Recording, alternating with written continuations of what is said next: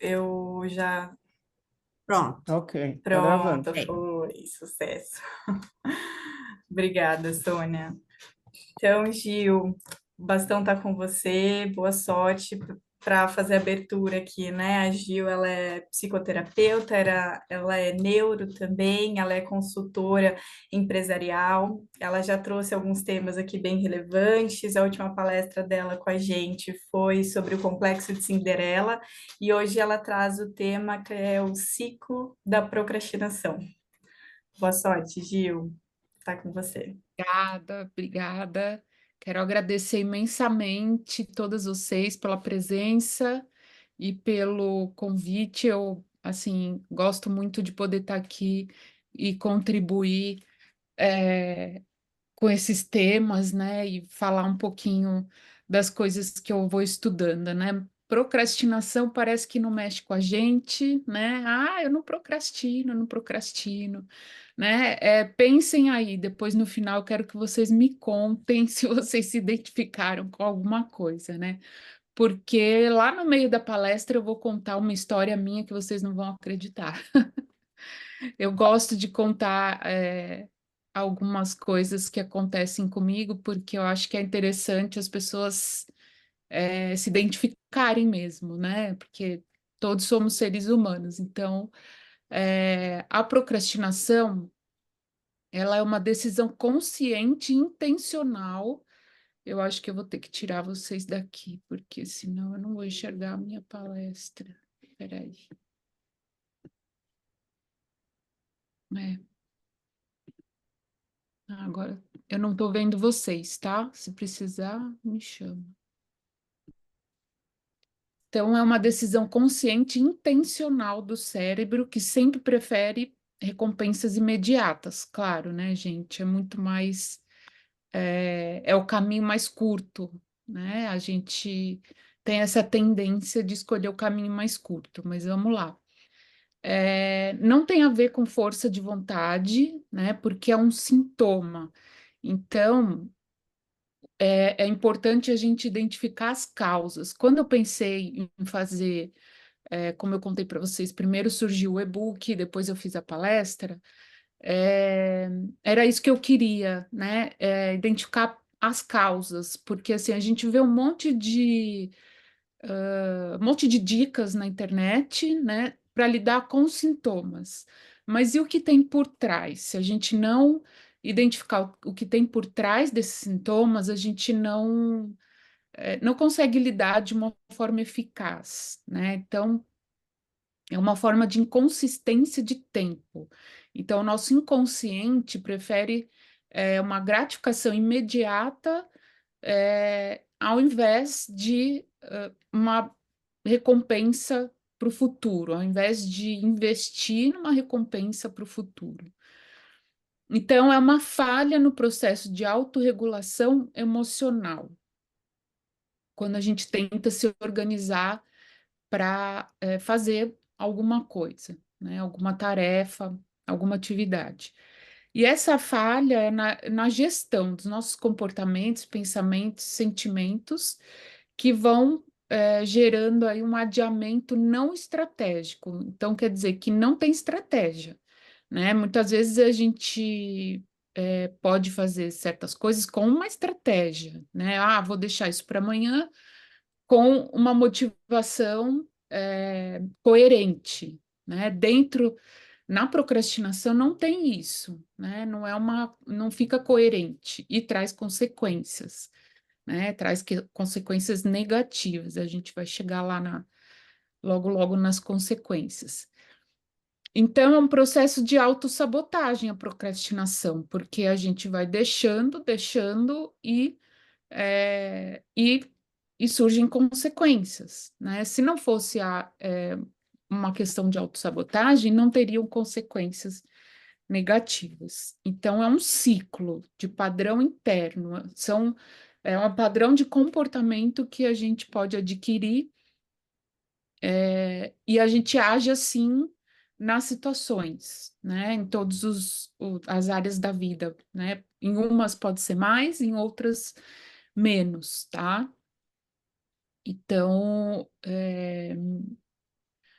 tem várias motivações aí por trás, né? As principais, insegurança e medo.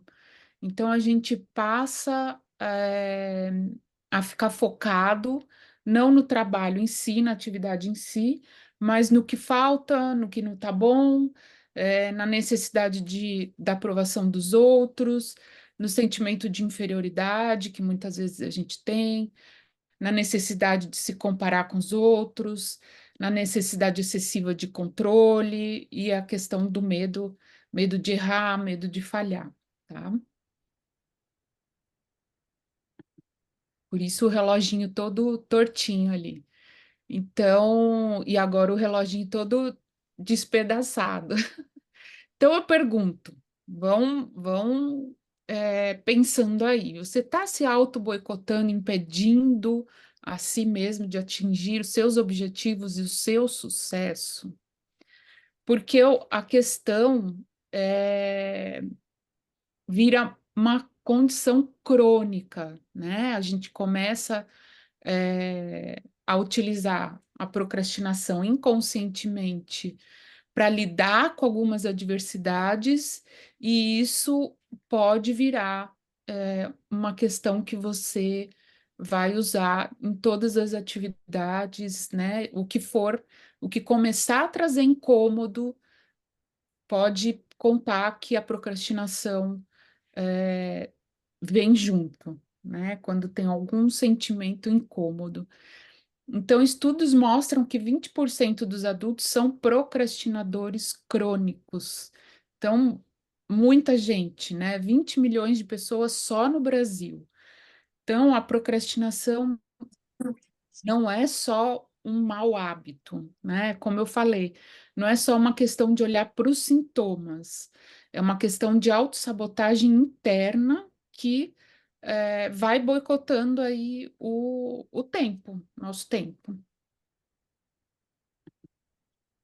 Por que a gente procrastina? Então, é irracional, não é uma coisa que a gente pensa racionalmente. A gente não é uma falha de caráter, não é uma falha de personalidade, mas é uma maneira disfuncional de lidar com algumas emoções que trazem incômodo para a gente, emoções desafiadoras ou algum sentimento negativo. Alguns exemplos aí: tédio, ansiedade, insegurança, frustração, ressentimento, dúvida. E aí vão olhando aí para vocês mesmos, né? E vão olhando qual o sentimento que pode ter se você está procrastinando alguma coisa, alguma tarefa, alguma situação, resolver uma briga familiar, né? Então, vem pensamentos autossabotadores que vão justificando a sua atitude de deixar para depois. Então, esse é a primeira questão que é importante combater, esses pensamentos autossabotadores. Mas se eu deixar para amanhã, por exemplo, é, poxa, eu tenho tempo agora, então vou fazer agora. Eu tenho usado isso para mim, porque eu sou, se deixar, eu deixo tudo para amanhã. Então, é assim. É agora, eu preciso fazer agora, né? Eu uso para mim. E entra como um mecanismo de defesa também, tá? Mesmo sem perceber, a gente se dá uma recompensa por atrasar aquela tarefa. Então, quantas vezes você já não deixou algo de lado para ir comer alguma coisa gostosa ou para assistir uma série que você está ali acompanhando, ou apenas para pegar o celular e ficar ali, ó, no Instagram rodando, né? O Instagram, né, e essas redes sociais assim, TikTok, no Facebook, acho que não tanto, mas é uma coisa assim que quando você vê, você já está uma hora ali passando, né? E se você for pegar para resolver alguma questão sua, uma hora, dá para fazer muita coisa, né? Então, tem um tipo de procrastinação que é muito interessante, eu acho que a gente não pensa muito nisso, né? Procrastinação por cansaço. Então, a nossa vida é muito corrida, né? E às vezes a gente acha que a nossa mente, o nosso emocional não cansa, mas cansa, né? Porque o uso intenso das redes neurais mesmo, né? Exaure, esgota o nosso mental, né? O nosso emocional, o nosso cérebro. Então, começam a faltar substâncias neurotransmissoras para sintetizar tudo que a gente está fazendo e aprendendo e tudo que a gente está passando na vida. E aí, fica uma demanda muito grande e a gente fica com cansaço mental, né? Vão identificando aí se vocês já se perceberam com cansaço mental. Eu, por exemplo, quando eu tenho um limite assim no consultório, por exemplo, eu não dá para atender mais que 6 pessoas por dia, não dá, né? É, porque cansa, exaure, parece que não, né? Que é sentar e escutar as pessoas, mas não é só isso, né? Por exemplo, na minha profissão, é uma questão assim, eu não estou só escutando, eu estou fazendo um quebra-cabeça na minha mente, né? Da questão que a pessoa está me trazendo para poder utilizar todo o aprendizado que eu tenho, toda, né, a técnica que eu estudo, enfim, para auxiliar aquela pessoa. Então, assim, não é só o meu trabalho, né? De todo mundo. A gente usa muito o nosso emocional e o nosso racional. Fora as outras questões que vão acontecendo, né, gente? Por exemplo, é, um desentendimento com o chefe, um desentendimento com um colega de trabalho, alguma questão familiar, um familiar que está doente, isso tudo vai se ajuntando aí a tudo que a gente passa no dia a dia, né? Então, é muito importante a gente realizar pausas, né? O fim de semana serve para isso. Apesar da gente achar que não, muitas vezes, né? Eu sou uma delas também, assim. Eu muitas vezes eu faço um monte de coisa no fim de semana, momento que eu deveria estar junto com os meus familiares, com os meus filhos, fazendo alguma coisa de lazer para realmente é, aliviar essa tensão mental e emocional, né? Então, vocês já devem saber, né, essa questão que o nosso corpo físico está diretamente ligado com o nosso emocional. Então, tudo influencia. Se eu estou triste, meu corpo inteiro está triste. Todas as minhas células estão tristes. Se eu estou alegre, a mesma coisa. E aí, se eu estou com esgotamento mental, todo o meu corpo vai sentir isso, né? E aí, o primeiro sistema que é afetado é o sistema imunológico, né? O nosso defesa, o sistema de defesa do nosso corpo. E aí o ciclo, né? Então, ele costuma ser repetitivo e as pessoas normalmente seguem esses passos, né? Deixa para depois, não tem resultados, baixas realizações, vem a culpa, por que que eu não fiz, por que que eu não usei o meu tempo, né, do jeito que eu deveria, vem o desânimo, e aí vem a tristeza, e aí vem a mais falta de energia, que aí eu procrastino mais ainda. Então, esse ciclo é, começa a acontecer com frequência e vai aumentando com maior, né? Vai aumentando e se forma um hábito. E aí é difícil, mas dá para romper esse ciclo, né? Porque nós acabamos entrando num piloto automático. Então, só de estar assistindo aqui a palestra, né? E a gente está, né, falando sobre isso, e vocês já vão começar a se dar conta, puxa, é mesmo, naquela situação eu fiz X e Y, eu poderia ter feito na hora e poderia já ter resolvido a situação, né? Então, só de se dar, de conversar sobre a questão, a gente já está trazendo para a consciência o que acontece na nossa vida, e aí já é um passo para sair do piloto automático, tá? E quebrar esse ciclo. Podemos mudar um hábito? Com certeza, né? No começo não é fácil. Por quê? É, porque a gente tem que formar toda uma gama de outros comportamentos, né? Para substituir aquele hábito que estava sendo prejudicial. Então, aí eu fiz esse ciclo do hábito também, né? A gente entra na rotina, no piloto automático, e tá ali fazendo sempre do mesmo jeito, né? Então, é, dá uma avaliada nessa recompensa, né? Porque essa recompensa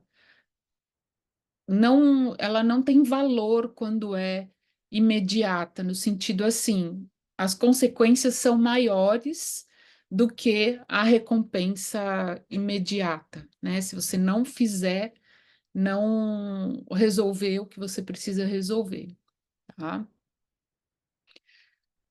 Então, podemos mudar através da autoconsciência, que é o que a gente está fazendo aqui, trazendo tudo isso à consciência. E a nossa tendência é sempre voltar ao comportamento que é mais fácil. Então, por isso que é importante, né, no começo, se dedicar à mudança desse hábito de uma forma assim inteira. Então, escrever ajuda bastante, ler sobre como mudar hábitos, né, ou ler como melhorar em relação à atividade que eu preciso desempenhar. Por exemplo, se eu preciso gravar um vídeo para colocar na internet, eu fico adiando, adiando, adiando. Se eu começar a ler, a me informar sobre as melhores formas de fazer isso, né, de gravar um vídeo, por exemplo, vai ficar mais fácil, tá? O perfeccionismo faz parte da procrastinação. Não sei se vocês já sabiam. Eu, quando estava estudando para fazer o e-book, não sabia. Eu descobri quando eu estava fazendo o e-book. Então, eu achei sensacional, porque eu sou a mestre do perfeccionismo. Então, eu vou contar a história da parede. O perfeccionismo faz a gente deixar para depois. Por quê? A gente fica tentando fazer sempre perfeito, né? Então, o perfeccionismo, ele é autodepreciativo, ele vicia, ele é um escudo contra a vulnerabilidade e julgamento alheio, porque a gente fica tentando fazer perfeito justamente por ter medo, de se expor ou de alguém julgar, né? Essa é uma questão bem complexa que eu tenho analisado e pensado bastante assim sobre essa questão dos haters, né? Vão falar de qualquer jeito, né? Infelizmente, o dia de hoje é assim, vão falar de qualquer jeito. Então, a gente precisa lidar com essas questões dentro da gente, tá? Não está ligado ao nosso aperfeiçoamento, porque o que você for fazer, o que você estiver se propondo a fazer, você é capaz de fazer. Então, a gente fica também com esse pensamento disfuncional de se comparar com as outras pessoas. E aí entra na questão do perfeccionismo, tá? A história da parede. Vamos lá. O ano passado, pasmem, Tainá, se você puder me avisar o tempo, pode ser aqui por mensagem, que o meu celular está aqui do lado, tá? É, então, a história da parede. O ano passado, lá para maio, eu queria começar a fazer vídeos para colocar no Instagram, falando sobre diversas coisas. E aí eu cismei que eu tinha que pintar a parede que está aqui atrás. Hoje vocês não estão vendo, mas depois no final eu tiro esse fundo, essa foto, para vocês verem como que é minha parede. Então, eu tenho assim, uma questão de família que tem certas coisas que a gente faz por nós mesmos. Então, beleza, 10 minutos. Então, eu já pintei outras vezes a parede da minha casa, as outras paredes da minha casa, e eu queria fazer uma parede bonita para eu poder gravar vídeos, no Instagram. Eu não sei se vocês vão acreditar, mas é verdade. Eu passei 5 meses pintando a minha parede. Mas não é que eu pintei um pouquinho de cada vez. Eu pintei a minha parede e fiz, como chama? Relevo, né? Relevo com aqueles plásticos que são furados, tal. Acho que umas 5 vezes. Conclusão desta história, eu fui parar no hospital, claro. Fui parar no hospital com uma alergia intensa dos produtos, né? De massa corrida, tinta e tudo mais, né? Então, assim, nesses 5 meses que eu ficava, faz a parede, não gostei, destrói a parede, faz de novo, não gostei, destrói. A minha família, assim, não acreditava, né? Aquelas histórias de família, essa é uma delas. Então, nesses 5 meses, é claro, gente, só fui me dar conta disso um tempo depois. Nesses 5 meses eu fiquei parada, né? Assim, eu não evoluí no que eu queria evoluir. Então, foi isso, o perfeccionismo, né? Eu queria que a bendita da parede ficasse perfeita. Não ficou perfeita, né? Tá cheio de coisas, mas hoje eu consegui identificar, né, isso e consegui deixar como está, né? Não tá feia, tá, gente? Não espere feia, tá bonita. Então, para vocês verem assim um exemplo, né, dessa questão do perfeccionismo. Desde então, eu venho me cobrando não, né, mas me percebendo mais, né, sobre essa questão do perfeccionismo. Eu melhorei bastante depois da história da parede. Tem um outro tipo de procrastinação que é a paralisia por análise. Então, por analisar demais, pensar demais em uma situação, você fica parado e não toma decisão e não faz o que precisa ser feito, tá? Então, aí eu coloquei esses 8 elementos aí para gente, como dicas, né? Deixa eu só pegar aqui, bem rapidão. Bom, perfeição não existe, né? Já falamos um pouquinho sobre isso.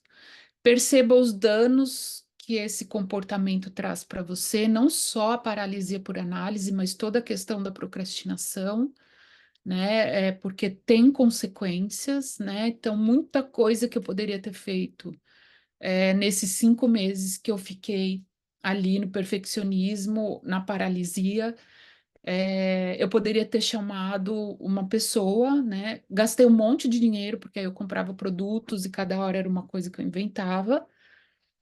Eu poderia ter chamado uma pessoa que fizesse exatamente o que eu queria e pronto, né? Estava resolvido.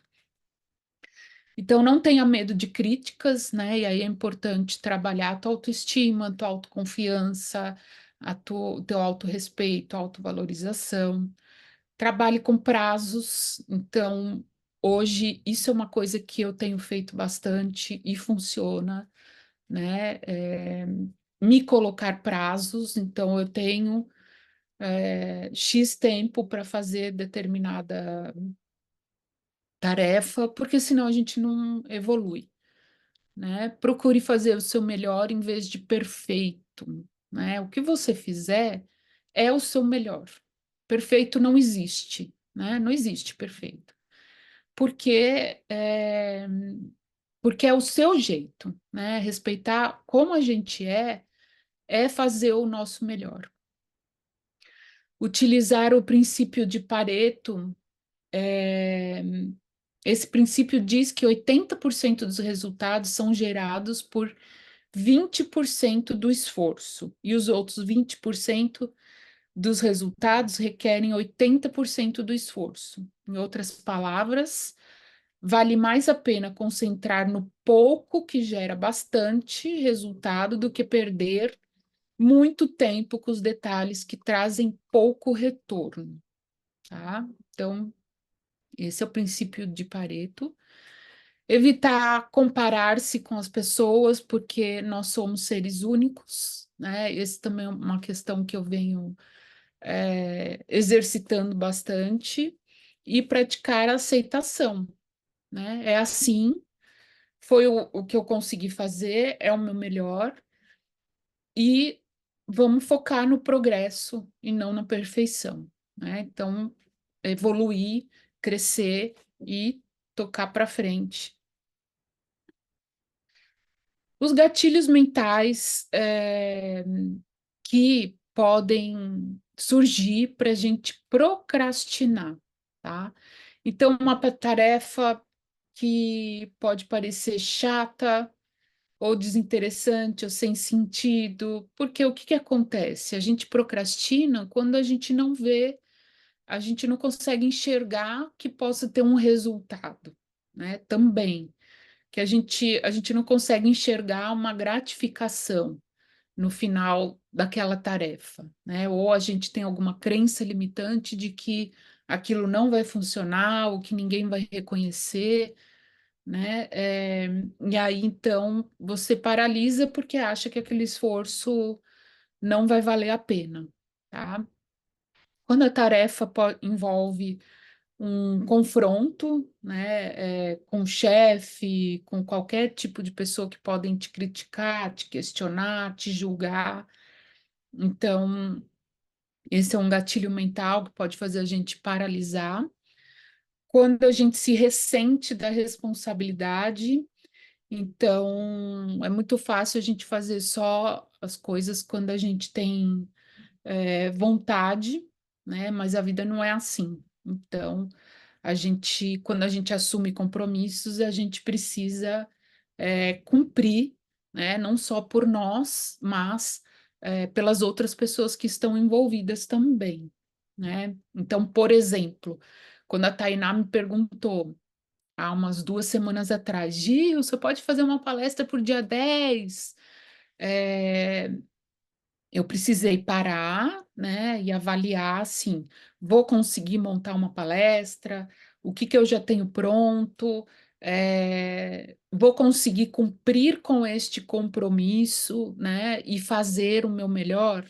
Então, assim, só aceitei, né, e isso eu uso para minha vida também, só aceitei quando eu realmente entendi que eu poderia dar conta e poderia fazer o meu melhor, né? Quando a tarefa parece esmagadora, então quando a gente começa a pensar que a questão é muito maior do que realmente é, e aí a gente acaba não fazendo nada para lidar com aquilo, não estuda as etapas, não cria metas, não define objetivos para lidar com aquela tarefa, tá? Quando a gente não sabe como agir, nem quando como começar a cumprir aquela tarefa, quando a gente tem dificuldade de se organizar, de planejar, e de se concentrar para fazer aquela tarefa. Quando a gente tem medo do fracasso, né, isso é muito comum, né? O medo de errar, o medo de ficar vulnerável, né? De se expor e de estar ali se colocando para que as pessoas possam falar, criticar ou julgar. Isso pode acontecer. E quando a gente tem medo do sucesso, aí vocês me perguntam, ah, mas as pessoas têm medo do sucesso? Sim, podem ter medo do sucesso, sim. Parece estranho, mas inconscientemente a gente pode ter uma ideia distorcida de que quando chegar lá aonde a gente quer, a gente não vai saber o que fazer, não vai saber o que fazer com o que a gente conquistar, e, enfim, aí é importante a gente ir identificando quais são os nossos gatilhos. Bom, eu devo ter todos aí. As motivações inconscientes, medo constante. Então, os gatilhos e as motivações inconscientes são as questões que ficam por trás daqueles sintomas que eu falei lá no começo da procrastinação. Então, são as questões mais profundas que a gente precisa olhar. Então, o medo, né? Medo constante de que algo vai dar errado, de que algo vai sair do controle, ou que vai decepcionar alguém. Vou dar uma corridinha, tá? Pensamento extremista, que assim, ou tudo ou nada, ou fica perfeito, ou tá completamente horrível, né? Frustrações, fazem parte da nossa vida, a gente precisa lidar sempre com elas. Então, é muito importante a gente aceitar os nossos erros e aprender com eles, né? A questão da opinião dos outros, aprender a lidar também com a opinião dos outros, porque é só a opinião do outro, né? Não deixar que isso afete a sua segurança com você mesmo. A autossabotagem, então, é tudo isso que a gente que eu venho falando, do medo de errar, da perfeição e a ansiedade, né? Idealização. é, Nessa questão, a pessoa não tem medo de errar. Ela, na verdade, coloca uma expectativa muito alta, né? E não consegue perceber que pode ser feito de outro jeito. E aí pode entrar na questão da frustração também. Desorganização, a pessoa que não consegue se planejar, né? Mesmo criando cronogramas. é. A evitação, então eu faço qualquer outra coisa, menos aquilo que eu preciso fazer, para realmente evitar, né? Falta de motivação, que tem a ver com a questão da recompensa, tá? Então, para cada padrão da procrastinação, existe uma necessidade interior. Existe algo dentro da gente que precisa de desculpas, sabotagens, manipulações para continuar procrastinando. Bom, tem vários impactos negativos, né? Na vida profissional é o mais comum, porque gera, né? É o local que a gente normalmente precisa utilizar mais essa questão do planejamento, organização. Então, quem é procrastinador, quanto mais adia, a tendência é adiar mais ainda, tá? Então, utilizar aí a autorregulação e a inteligência emocional, tá? A autorregulação é regular as suas emoções. Dentro da inteligência emocional, então, os 5 pilares: automotivação, autocontrole, relacionamento interpessoal, autoconhecimento, empatia. O autoconhecimento é a chave para quase tudo, tá? É uma chave muito importante para a gente lidar com várias questões na nossa vida. Então, analise em quais momentos a procrastinação aparece e o porquê. Afastar os gatilhos da procrastinação, que a gente já viu alguns. Dividir as tarefas em passos e focar no aqui e agora, focar no que eu preciso fazer hoje para crescer e evoluir e, é, né, adiantar aí essa questão da organização. Elencar aí as prioridades das tarefas e delegar aquilo que atrapalha, que pode estar te atrapalhando.